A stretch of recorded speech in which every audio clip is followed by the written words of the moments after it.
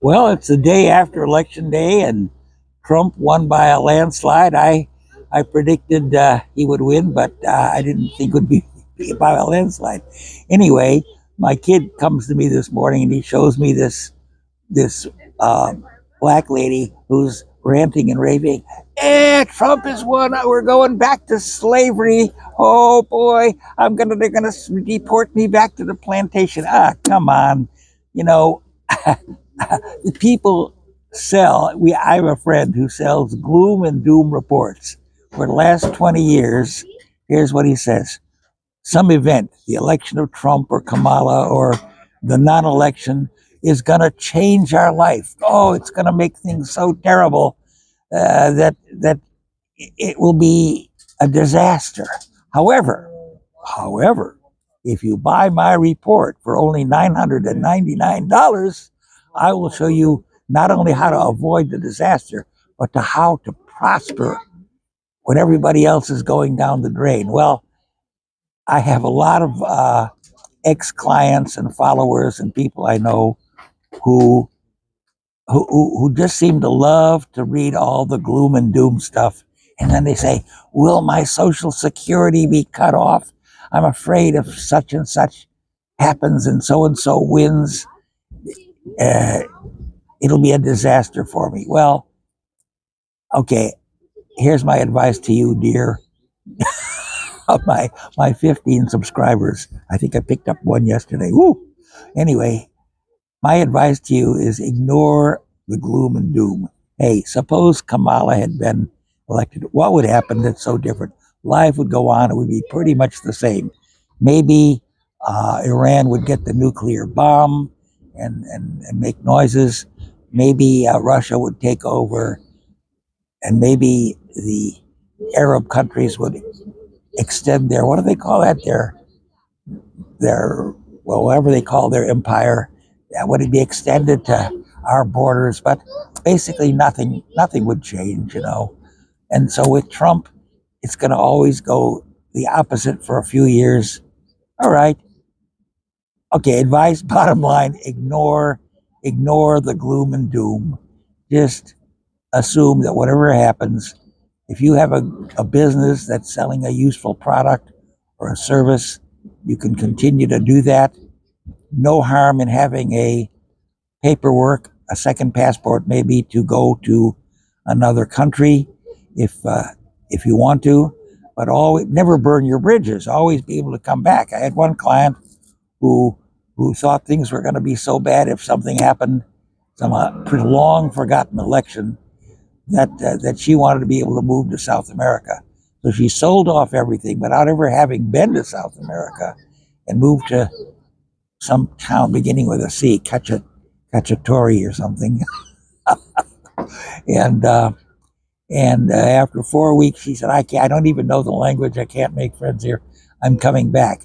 And so she had to repurchase her old house. Well, anyway, it was a disaster. So here's my advice. Don't pay any attention to the gloom and doom. Don't even bother to read it. Just go on with your life and your business and take care of yourself. Nothing wrong with having an escape plan, a plan B, even a plan C. But now I want to mention something else. My cameraman says I always go off in tangents. Well, here's where I go off in a new tangent. One of the things about making videos like this is you're short of ideas. Hey, what am I going to talk about tomorrow?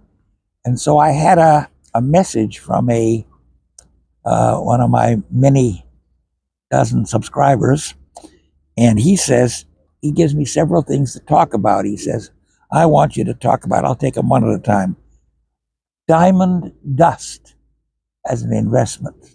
Well, there is such a thing as diamond dust. When the people in Antwerp or New York who make diamonds, cut the diamonds, they generate a lot of dust. And guess what?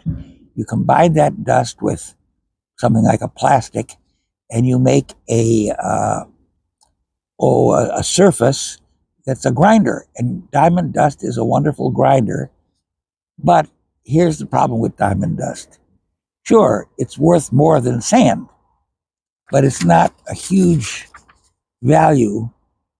And if you want something portable and of high value, there are very few things in the world that fit that. Diamonds used to. Diamonds used to be a little bag of diamonds could be $1 million. Not anymore because fake diamonds are just as good as real diamonds, or I should say, mined diamonds. But diamond dust, you need a great big bag of it to have $1 million worth. So it's not a practical sort of thing. All right, so forget diamond dust. Now, the same guy says, how about talking about banking? He says, the banks in the big countries are giving me a hard time.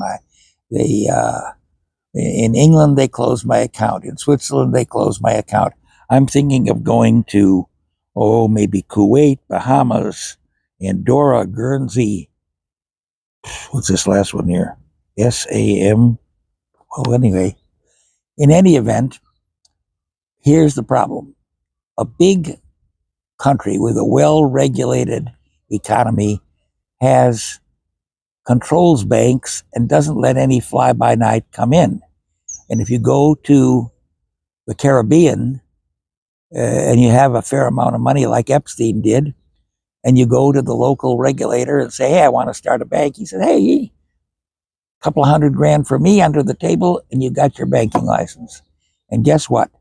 Then these new bankers who never ran a bank issue something called a letter of credit. See, you deposit your 100,000 cash, and they guarantee you 12% a year or some huge interest rate. And then what happens is they pay you back a little bit out of your own money.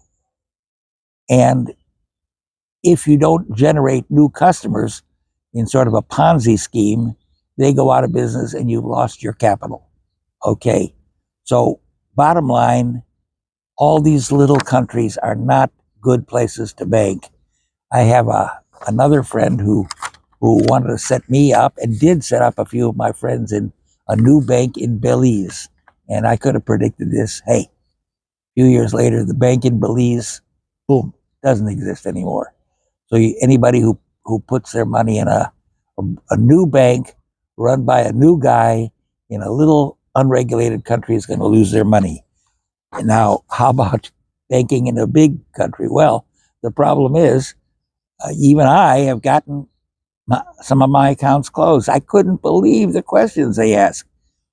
We want the source of funds. Okay, well, I sold some property 40 years ago, and here's my receipt. Oh, no, but where'd you get the money to buy that property 40 years ago? You think I remember? I think I borrowed it. Oh, well, we want to see the papers. If I did give them the papers, well, how did you have credit 40 years ago? Well, my great grandfather, he was a rich guy. Oh, well, let's see all the papers on your grand. I said, that was in 1720. Oh, before George Washington. Yeah. Anyway, the banks these days are getting totally crazy. Okay, maybe that's why Bitcoin is doing so well. You can still buy Bitcoin kind of quietly and accumulate quite a good stake in it.